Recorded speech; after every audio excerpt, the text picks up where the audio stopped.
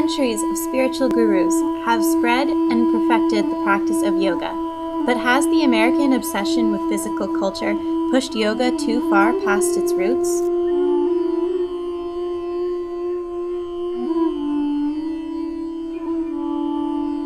In 400 BCE, Patanjali wrote the Yoga Sutras.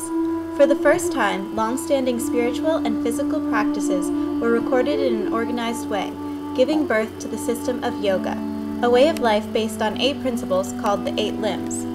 These form the foundation of what to do and not do in order to walk the yogic path and achieve liberation from the earthly cycle of suffering. Yoga's core principles include non-harming, self-study and contentment, pose, breath, withdrawal of the senses, focus, meditation, and oneness with the divine. Contrary to what some American practitioners assume, pose is only one small part of yoga, meant to quiet the body in order to open the mind to spiritual enlightenment. The physical poses or asanas have taken on a major role in the American yoga culture. The best example of the shifting priorities in American yoga may be the trend of hot yoga. Hot yoga originated in the 1970s when Bikram Choudhury began teaching his strenuous series of 26 postures practiced in a room at 105 degrees. The increased heat allows for increased flexibility and faster weight loss, but may come with certain dangers, including the sacrifice of the principles lying at the root of yoga.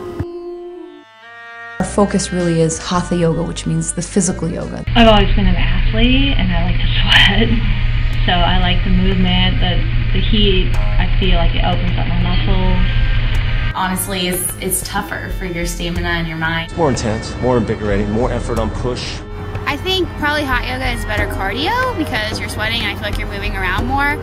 Because it seems more strenuous on your body, I mean it probably does more for you strength-wise. First 25 days, 25 lessons, you can lose 25 pounds. I actually feel a lot more accomplished after a hot yoga class.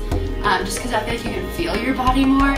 I think that hot yoga, I feel even more like, I don't know, refreshed after it, just because I feel like I work even harder in it. I think that hot yoga and what is taught in many studios across the United States is not really yoga, it is the Hatha branch of it. It's an asana practice. 20 pound overweight, I cannot tell you are in good shape. I got to tell you you have 20 pound overweight on your face and you have to lose it from tomorrow. No lunch, no breakfast and half a sandwich dinner. It's great if you have maybe a more intermediate practice. I was sweating so much that I was focusing on trying to wipe my sweat and not slip on the mat. I think in the hot yoga I'm too worried about how much I'm sweating. It's the truth. Then I need some water. I need to change my clothes. When I was in hot yoga, I had a harder time meditating because I focused on other people more. Some people get a little aggravated by the heat. Pitta, if you're a little pitta, the heat can kind of aggravate your pitta personality, which means you might be a little more agitated or anxious. You're focusing more on your strength and being able to clear your mind. So it's kind of distracting from my breathing and my concentration. An asana practice jacks your nervous system up, that energy thing, and a true pranayama practice settles the nervous system. A big part of our practice is to be non-judgmental, right. So your outfit has nothing to do with it. And your outfit has nothing to do with it, as well as mastering some crazy pose. If you think I'm insulting you, it's your problem, and I don't care. I really liked the hot yoga class. It's the physical part of yoga, and that's not the whole thing. It's much more complex than that. I don't know, I just feel more confident when I do yoga and more flexible, and I just feel like there's a lot of just great pluses about yoga. I think that your success in yoga is determined by your inward awareness. I think that yoga looks different for a lot of different people, but it's so amazing because no matter what your religious background or your your individual state is, it can take you to a place where you can relax and you can find peace within yourself. And I think it's a really good place to meditate and think, and oftentimes we don't do that, or we don't really do that enough, I think. There's one destination, but many paths. I'm not worried about other things. I'm only worried about the actual yoga class.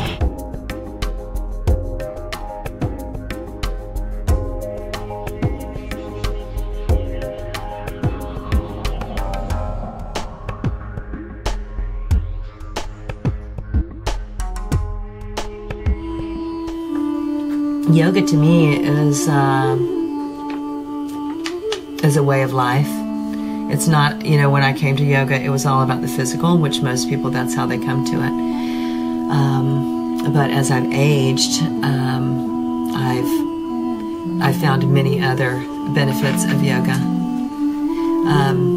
For most folks, we come for one reason. We have an injury, we want to get strong, we want to lose weight, we can't sleep or not at night. For me, the physical's great, but the mental and the emotional piece have been much greater. We tend to judge ourselves, right? So you have to stop that judgment within yourself, and then you'll be able to do it with others as well. So it's like, that same thing is we're all going in the same direction. But for some of us, the asana practice is how we get there. For other people, it's devotional, bhakti yoga. For some people, it's study, jnana yoga. So that, it's what your personality is and what you're drawn to, even though we're all going to the same place.